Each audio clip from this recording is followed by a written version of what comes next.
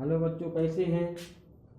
देखिए, ये सवाल भी आपका बहुत ही मोस्ट इम्पोर्टेंट है कि 50 मीटर ऊंची मीनार की चोटी से एक खंबे के ऊपरी सिरे और आधार के अवनमन कोण क्रमशः 45-60 हैं। खंबे की ऊंचाई ज्ञात कीजिए। तो क्या ज्ञात करना है? खंबे की ऊंचाई ज्ञात करना है। तो पहले चित्र बनाएंगे बच्चों कि एक मीनार, तो हम क्या बना लेंगे जी, हमारी हो गई एक मीनार। क्या होगी बच्चों? मीनार हो गई। और जी कितने मीटर की है? 50 मीटर बच्चों। ये कितने मीटर की है जी? हमारी मीनार जो है वो 50 मीटर की है बच्चों, 50 मीटर की है। ये है क्या? हमारी मीनार है बच्चों। क्या है? मीनार। मीनार है 50 मीटर एक मीनार। और मीनार की चोटी, मीनार की चोटी ये है, मीनार की चोटी से एक खंबा। तो ये क्या बच्चों? ये एक है आपका खंबा। ये है आपका एक खंबा। इसको इससे मिला देंगे, इसको इससे मिला देंगे। तो ये क्या बच्चों? हमारा एक खंबा है। यहां से लेकर यहां तक ये क्या है बच्चों? खंबा है। खंबा लिख लेंगे, खंबा। ये क्या बच्चों? एक खंबा है। ठीक है बच्चों। अब खंबे के ऊपरी, खंबे का ऊपरी सिरा कौन सा? ये जो है ऊपरी सिरा खंबे का। खंबे के ऊपरी सिरे, ऊपरी सिरे यहां से यहां तक, ठीक है, सिरे और आधार, आधार के अवनमन कोण। और अवनमन कोण कहां से बनते हैं? यहां से बनते हैं बच्चों। किस तरह बनते हैं? यहां से बनते हैं, इस टाइप से बनते हैं अवनमन कोण। ठीक है बच्चों। तो ये कितने को हो जाएगा? यहां से यहां तक ये हो जाएगा आपका कितने का है? सबसे पहले कितने का है? ऊपरी सिरे और आधार। तो ऊपरी सिरे कितना है? 45। कितना बच्चों? 45। तो ये कितने को हो जाएगा? ये भी आपका 45 हो जाएगा, क्योंकि ये रेखा, इस रेखा कैसे समांतर, और समांतर रेखा में क्या जेड की आकृति बच्चों ध्यान रखना।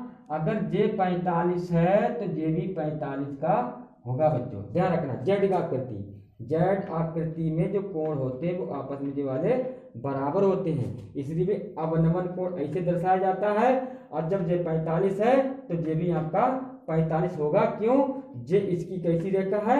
समांतर रेखा है। और समांतर रेखा में जेड की आकृति ध्यान रखना बच्चों। इसके बाद हम क्या कह रहा है? इसके बाद हम कह रहा है कि ऊपरी से अतः आधार, ये आधार हो गया। ठीक है बच्चों। तो यहां से ये हो गया आपका आधार बच्चों। क्या हो गया? आधार।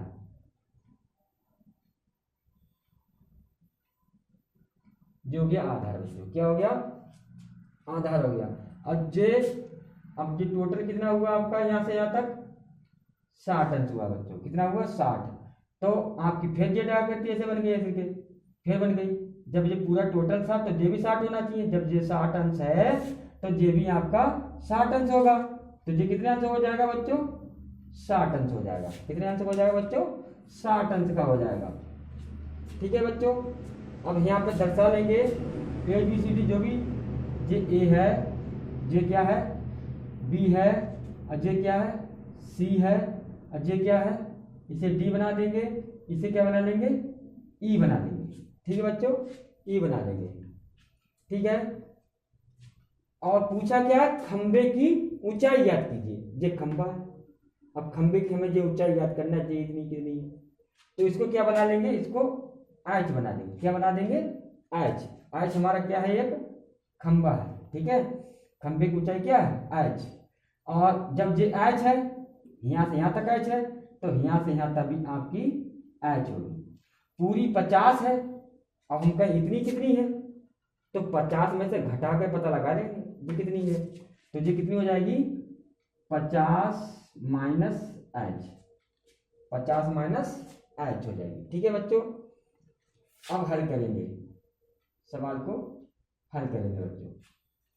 तो सबसे पहले आपको क्या करना है? माना करके कुछ लिख लेते हैं कि खंबे पूछा तो हमारा ए ई क्या है? एक खंबा है। माना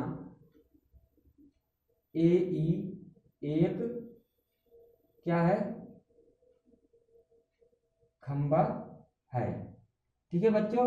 और बी और सी, बी से सी तक क्या है, हमारी एक मीनार है, तथा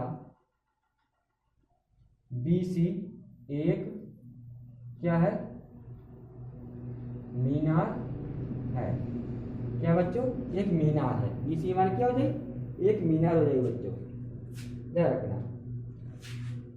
तो सबसे पहले क्या करेंगे, हमने जे भी आपको हमने बताया था कि जे भी आपका 10 से निकल जाएगा, क्योंकि आपको पता है कि लंब दे रखे हैं, अब आधार नहीं है आपका, तो आधार इसे क्या बना देंगे, यहाँ पे एक्स बना देंगे।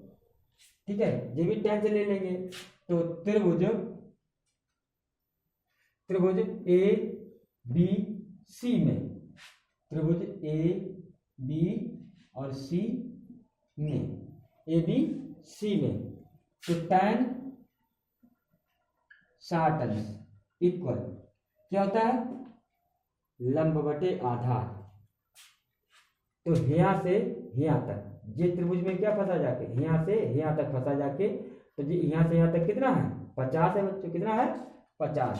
तो लंब हो जाएगा 50 और बटे में आधार कितना हो जाएगा बच्चों, एक्स हो जाएगा। कितना हो जाएगा, एक्स हो जाएगा बच्चों, एक्स।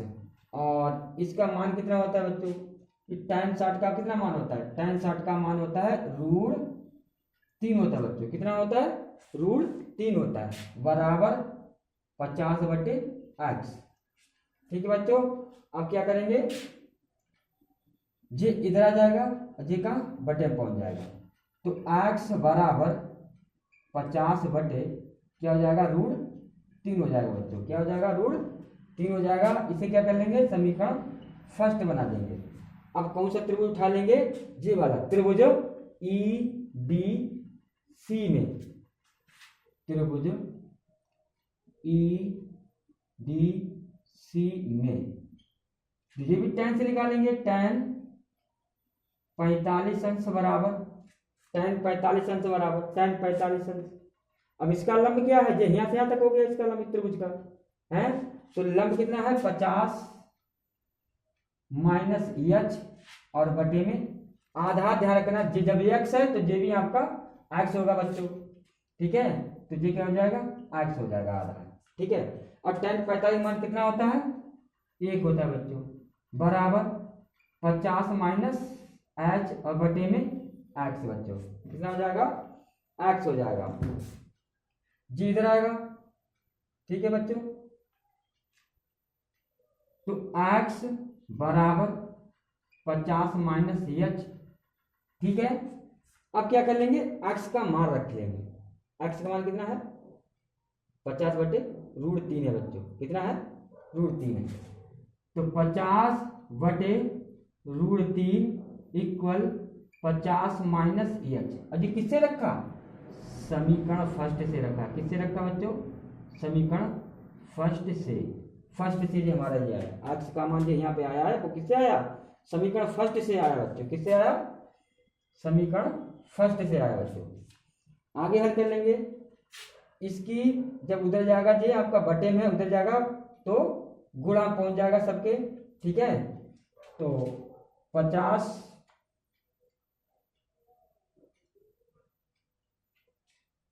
गुणा पहुंच जाएगा 50 बराबर √3 ब्रैकेट, क्योंकि गुणा में जाएगा तो ब्रैकेट लगाना पड़ेगा, डबल है, माइनस एच। ठीक है बच्चों, एच मल्टीप्लाई कर लेंगे, 50 बराबर इनकी मल्टीप्लाई करेंगे तो क्या आएगा, 50√3, और ये क्या माइनस इनकी मल्टीप्लाई करेंगे तो क्या आएगा, √3h, √3h। अब क्या करेंगे, इसको इधर ले आओ और इसको उधर ले जाओ। जे माइनस में है इधर आएगा तो प्लस में हो जाएगा, और जे प्लस में है उधर जाएगा तो माइनस में हो जाएगा। तो √3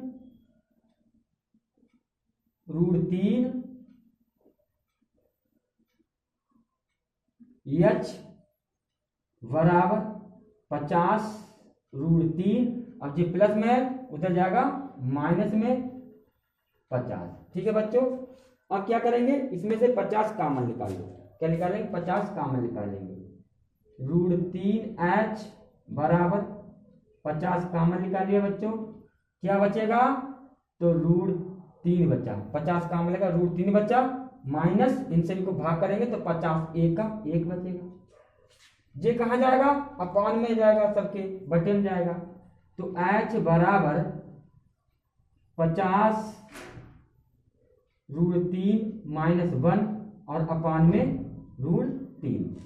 ध्यान रखना बच्चों, अगर √3 बटे में आता है तो इनका क्या कर लेते हैं, हर का परमीकरण कर लेते हैं कि दोनों तरफ क्या करना है, √3 से ऊपर भी, अंश में भी और हर में भी आपका √3 से मल्टीप्लाई कर देंगे। ये आपका हर का परमीकरण होता है। तो h बराबर 50 ब्रैकेट में √3 माइनस 1 और गुणा √3 और अपान में क्या आ जाएगा, √3 गुणा √3 बच्चों। ठीक है बच्चों, आगे देखते हैं। इस √3 की इस पूरी ब्रैकेट में मल्टीप्लाई कर देंगे। ठीक है बच्चों, तो h बराबर 50 और ब्रैकेट, तो इसकी मल्टीप्लाई इससे करेंगे तो √3 मल्टीप्लाई मतलब गुणा √3 कितना हो जाएगा, 3 हो जाएगा, 3 माइनस लगा है और √3 की 1 से गुणा करेंगे तो क्या रहेगा आपका, √3 एकम √3 और बटे में अपान क्या रहेगा, अपान में √3 की मल्टीप्लाई √3 से क्या हो जाएगी, तो क्या बन जाएगी, 3 बचेगी आपकी। ठीक है बच्चों, क्योंकि √3 मल्टीप्लाई √3, ध्यान रखना, जो √3 होता है और मल्टीप्लाई √3 होता है तो ये कितना हो जाता है, √9 हो जाता है।